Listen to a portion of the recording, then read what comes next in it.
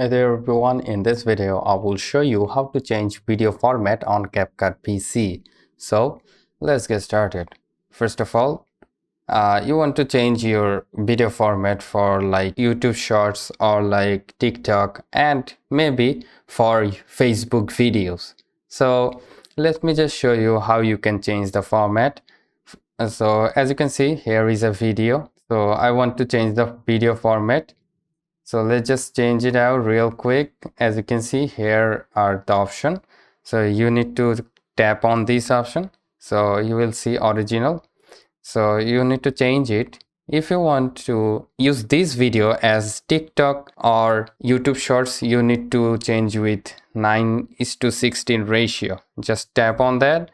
And as you can see, our video has been scaled out. So we need to scale it up to fit the screen like this.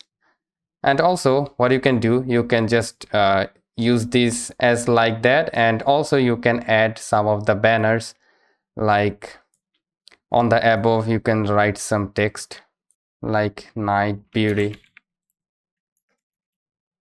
and you can simply just hold it and make a title like this.